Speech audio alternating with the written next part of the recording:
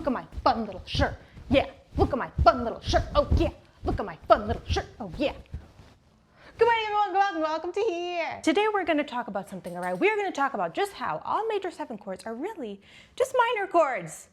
They're minor chords. And so now I made a whole video about just how dominant 7 chords are really diminished chords. All right? And so this is the major 7 version, you know? And so my claim is that all major 7 chords are really minor chords. Yes. And so why do I say that? Well, let's take a look at the C major 7 chord. The notes that make up that chord are C, E, G, and B, right? Right. But if we take a look at the last 3 notes, okay, E, G, and B, what do you notice? Where are they down here? What do you notice? Tell me, what do you notice? Well, E, G, and B are the notes in E minor. E minor, E, G, and B are E minor. G, B are E minor. And so that means there's a minor chord in this major 7 chord. It's right in there. It's in the last 3 notes. And so now to really drive home that idea, let's play the C major 7 chord. Okay, we're going to play it. Yeah. I'm having confusions.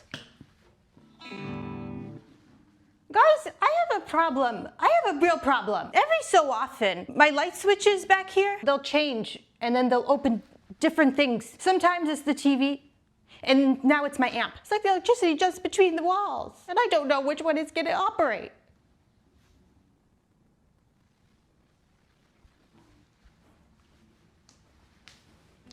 So anyways, here's a C major 7 chord. And within the C major 7 chord, all right, our minor chord is right here. Yeah, right there, that's the E minor chord. Yeah, and so you hear how that E minor chord is a minor chord. It's very much a minor chord.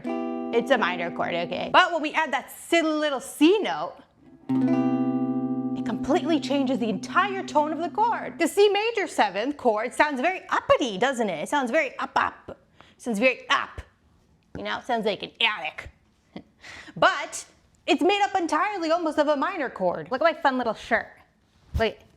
It's got birds, it's got plants, it's got buttons. Yeah. And so how does that work? Why does this C note change the entire harmony of the chord? What the heck? Well, the reason is because that C note changes the entire harmony of the chord. It changes the way we perceive it with our earlobes, you know? And the reason this tiny little C note, okay, is so powerful, makes a powerful impact, you know, is because it's the root of the chord, which means it defines the entire tone of the chord. It defines it. Yeah. And so by tying that minor chord down to an outside root, which is what I like to think of it, you know, that C note,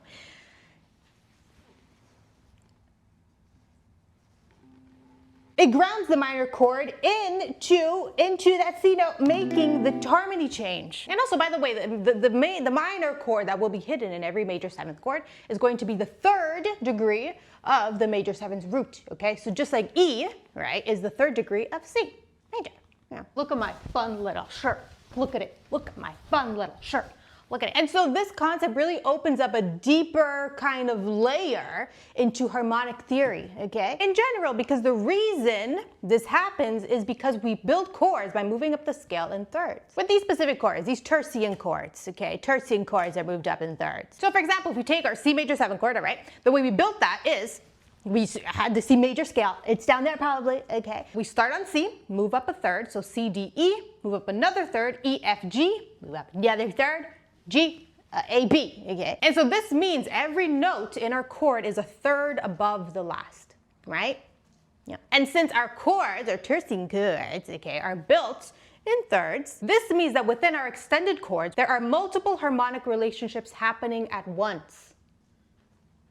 Okay, because of that tertian harmonic relationship between them, you know? Hello, it's me from the future. I want to add another point to this. Not only does that C note as the tonal center change the harmony of this chord, okay, but notice how there's a C major harmony in this chord too. You see it? That C note grounding the E minor chord, okay, now adds a major quality, right? Since C to E is a major interval, right?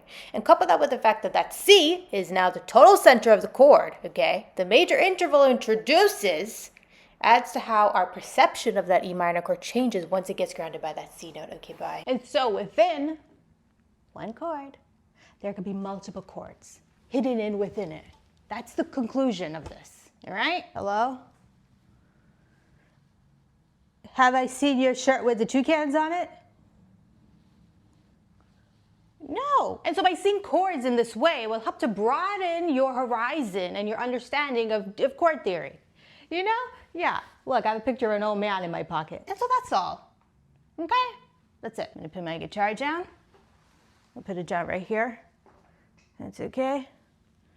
Let's talk about Mr. Finkel. Mr. Finkel was a man. He had a little chair and a little toupee. His toupee flew in the wind one day, and his little pet chihuahua ran over and grabbed it up. But the pet chihuahua didn't want to put it down. Nope.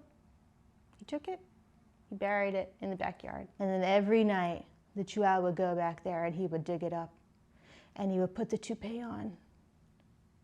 And then he'd run around the little cemetery adjacent their house, and he would dig it up, and then he would bury it in the tombstones. And then the next night he would go over again and dig it up.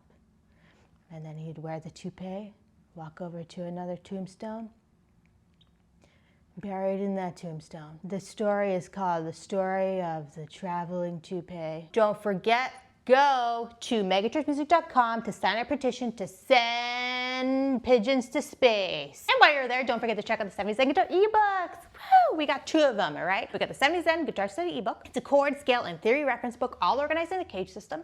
It's a bunch of theory concepts, all in visual examples. And we have the 70 Zen Beginner Guitar Guide. That's gonna help you in your beginner journey, okay? Beginner journey. Everything you need to know at the beginning of playing guitar is in the book. And there's a practice schedule to implement all of the things. That's my knuckles. And we also got a course, Key to Music Theory World Check course. It is the course where we go through the fundamentals of music, okay? What keys are, what major scales are, how we build major scales, how we build chords from those scales. I love it. Did you know Mr. Finkel was the inventor of the Easy Bake Oven? Yeah.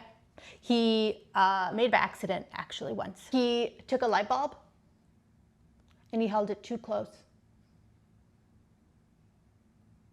to a cake. And then the cake started cooking. And then he said, I'm gonna make some scrambled eggs. Let me see if that works. And then so then he took a light bulb and then he put it next to scrambled eggs. And then they became scrambled eggs. And he said, I'm gonna patent this. I'm gonna patent this. And I'm gonna sell it to all the markets down the block. And then he called it the Easy Bake Oven because it was easy and you could bake and it was an oven. Oh, I think this is a woman. Thanks for watching. Thanks for being here. Thanks for all that you do. Don't forget, Finkel is watching. And he disapproves of your dinner. He doesn't want you to eat corn anymore.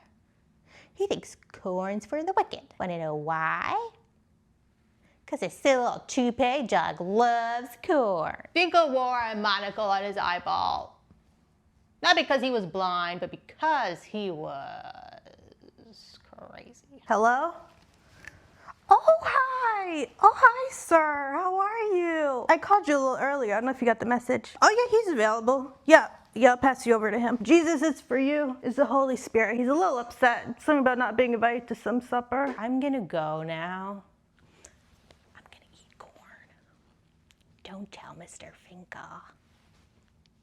I'm not gonna eat corn. I don't even have corn. Thanks for watching this video. That's all I should do. I'll see you soon. Okay, bye.